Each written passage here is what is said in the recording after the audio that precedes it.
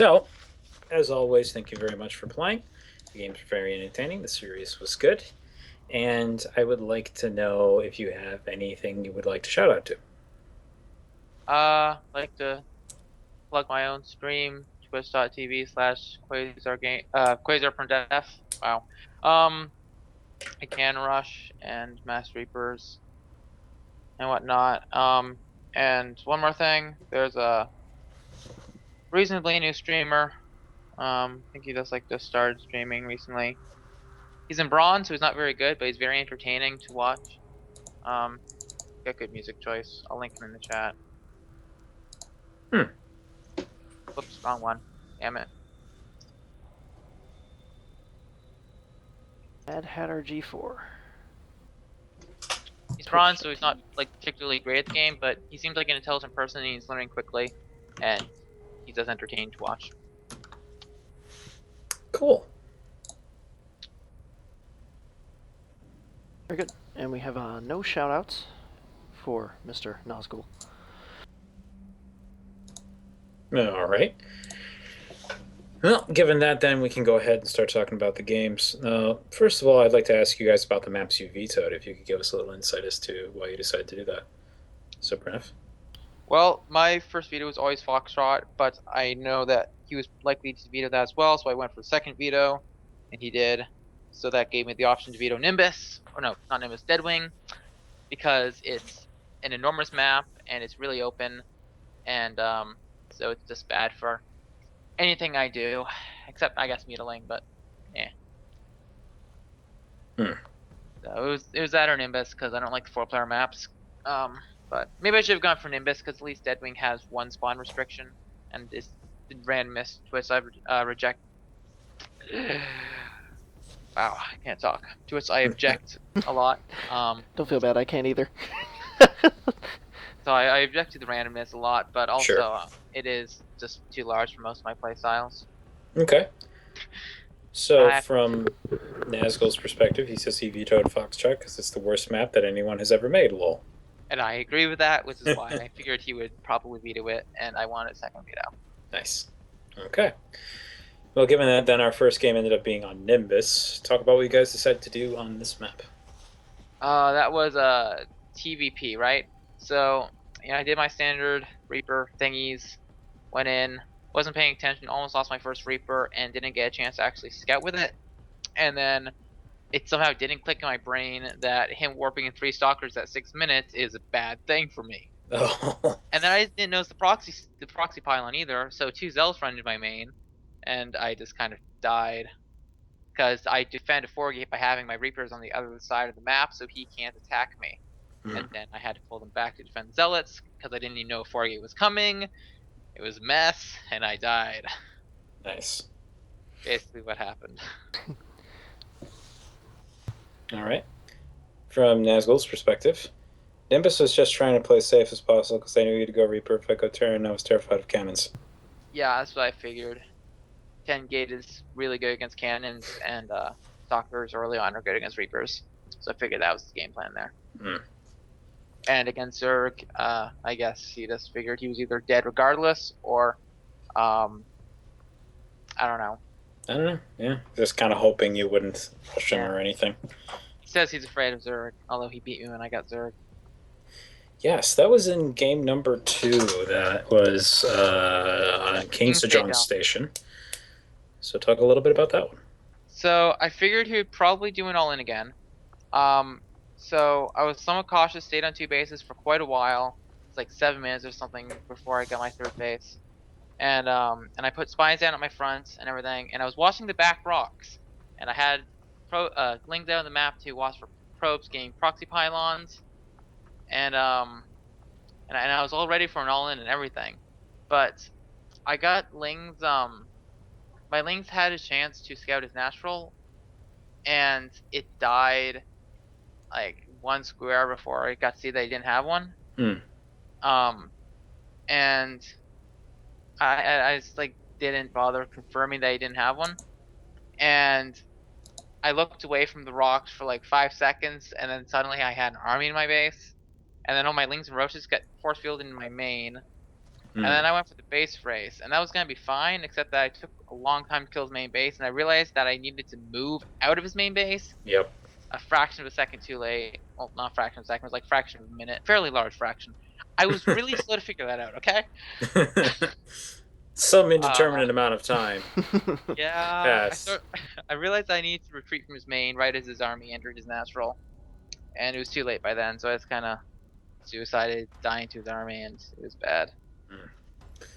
So on Nazgul's side, King Sejong, I usually use that Robo build versus Terran, and I proxy the Robo, but I didn't probe to proxy with because I got sloppy and lost the proxy probe twice. Base race, I was pretty confident in winning because proxy pylons. And this is where I actually would end a little bit of an interesting thing that was starting to happen there. I kind of basically that army that Fade had was the only army he was going to get. He didn't have enough to build another Nexus. There was a probe, yes, but I was actually half expecting you to kind of just start running back to your base and like building up an economy as you like make him run circles around the map. I was expecting to basically watch him slowly die for 15 minutes, but it didn't quite end up happening that way because of reasons already stated. Yeah, So I have to agree with him. Something really special would have had happen for him to lose that base race. Even if I had escaped from his main in time, he could have just left like all sentries at the top of his main, and I oh yeah, couldn't get in. So I had no chance winning that base race. no, it yeah, the army difference was a lot more dramatic than I expected. Let's just put it that way. Yeah. But Definitely a very interesting game. I did enjoy that one. I think the most out of the series actually. it So was quite interesting.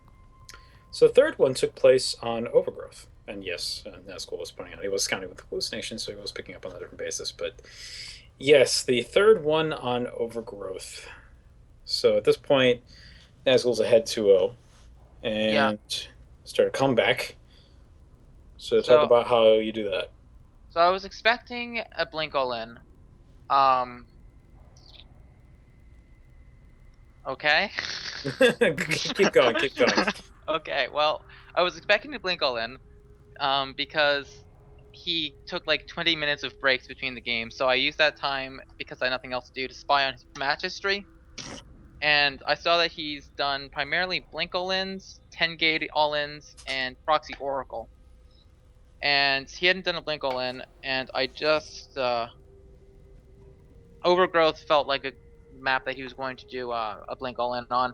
So Reapers, I decided to fake Reaper expand and then going or it was Reaper expand, but I decided to fake the Mass Reapers thing and just do a standard Reaper expand, go into bio. I don't know how to do that, so it went badly, but I scouted that he was going for a blink all in because he had 2 gases and a lot of chrono energy. So I prepared for the blink all in and held, and he left. Yep. Even though I was playing horribly. So, if I want to basically summarize everything Nazgul is saying in the chat in Skype, it's pretty much ag losing mothership core, ag pain, ah.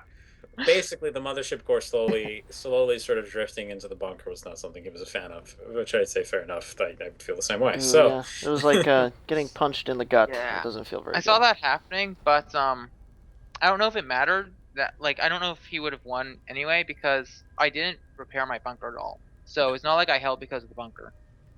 it's pretty much actually And to kind of what I progress, was expecting to see because there were no SCVs up there. So I was thinking, yeah.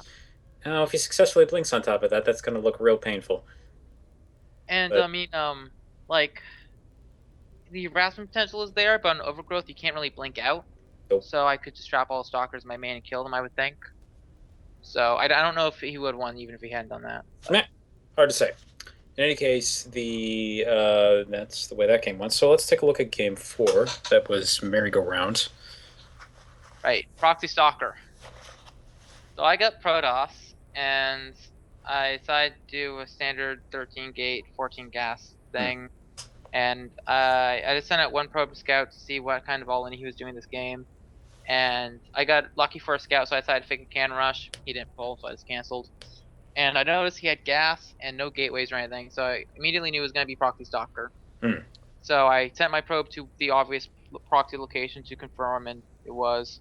So as soon as I saw the gas and no gateways, I immediately started building zealots to hold, and those killed his zealot, or basically killed it. And then I just liberally pulled probes to prevent him from getting up into my main base, because if he did that, I wouldn't have a choke point to funnel him into. So I had to make sure that didn't happen. And then as soon as possible, I got out a Stalker Mothership Core.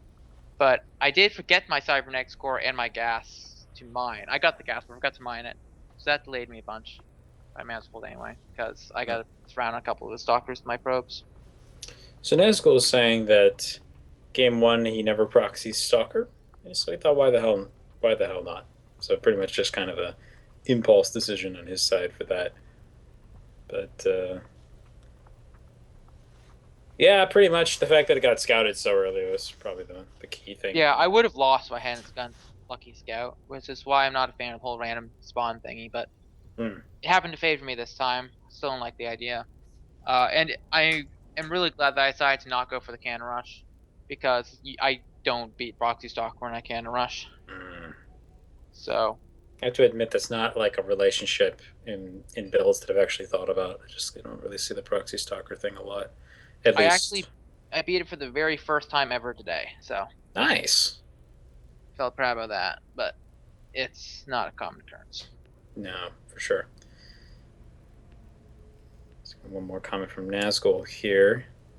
Then we'll talk about game 5. I guess we're going to talk about game 5, which was on Catalina. Game 5, he said he won tunnel vision and thought build stalkers and attack bunker. But yeah, the repair was good, to put it simply. So game 5 I was expecting Proxy Oracle, as I messaged to you, because he just done 2 all-ins in a row and had it completely shut down. So I figured he would go for a dice roll all-in, which would be the Proxy Oracle. It's not a dice roll, but it's like if I scout it, I win, and actually that's not even how that works. You can scout and still lose. But it's a lot more like, I don't know how to phrase this. You can catch your opponent. You can blindside him with it pretty easily. Yeah, so that's kind of what I expect him to do, because I've seen that as one of the things he's done in match history. So I was expecting that, so I did a gasless expand, which gives me a high marine count, and I did a bunker at the natural, and I didn't actually scout at all that game, except looking around the proxy Stargate location. And then he comes in with his stuff, so I repair my bunker. I think it was like close to dying the first time because I didn't know as I was being attacked. But I managed to keep it alive, and then I just kept pulling my SCVs to repair it. But yeah, I just kind of built things and held on, and I never scouted during that game, so I don't know what he was doing, but it worked. But I presume that was a 4-gate, but I'm not sure. Yep. Yeah, 4-gate. It was. Okay. That covers the match. Trying to think of anything else I could say. Pretty much, do you got any comments you want to add, Zero? Oh no, I just I did like the base trade game. I thought both of you guys played really well. Yeah, there's something about players that usually play very aggressively, or you guys or cheese or what have you, whatever you want to call it. It's always fun to see them put in tough situations, because the decision making is a little different versus I don't know, not necessarily lower league players, but people that don't people think that on the play fly. macro. People Right, that play exactly. standard. It's an entirely different thought process, entirely different bag of relationships to look at from a decision making standpoint. So it's kind of cool. I just think Basically, it's fun to see. So my strategies revolve around the base trade, so I'm very comfortable in taking one. So that's like always my first thought is, ooh, base trade. Cool. They are exciting to cast, I admit. Yeah, so final question that I would like to end off on. Do you guys have a definition? My cheese would be an early game strategy that actually I'm going to leave out the word aggressive, because I would consider 3 command center before barracks cheese. Sure. So I'm going to say an early game strategy that you go into the game planning to do and is not revolving around scouting total, which basically could be any build order except that I guess I would Would you say that they have to be something that you can't transition out of if you get caught doing it? I mean, Or is that no, not because really? Hmm, well, it depends on how much damage it does. Because I mean, can rushes you transition out of all the time, sure. and it's fine. Proc skates you transition out of all the time, even easier than can rush actually because you already have tech. Can rush you can get economy. Proc skate you can get tech. Why not? Early pools you transition out of all the time. So I don't think that's a deciding factor. I would say it's more that it's very I would say susceptible to scouting would be Okay. the pivotal point there. Basically, like a build order that you go into the game plan and do, and don't depend on scouting what he's doing, and it's susceptible to being scouted by the opponents. Hmm. Although it doesn't necessarily mean you lose if it is scouted, but it makes it a lot harder. Okay. Makes sense. Kind of something that we were talking about in between games, and I wanted to see what you guys had to say so far. Kind of similar-ish answers, to be honest. Which I guess there has to be some consensus on that by this point. It's a term that's kind of been thrown around for like a decade Oh yeah. at this point. Yeah. But anyway, yeah. So thanks for the games, guys. It was a lot of fun. Just to let everybody watching know, there may be another match tomorrow between Shadver and Mercury, as Mercury did actually contact me later and be like, "So yeah, I took a nap and I slept for 15 hours and totally missed the match. So I'm really sorry. Maybe we can play on Sunday." And I'm like, "Yes, if that works with your opponent." So maybe tomorrow, maybe not. Either way, have a good night, guys. Good night. We'll see you all later.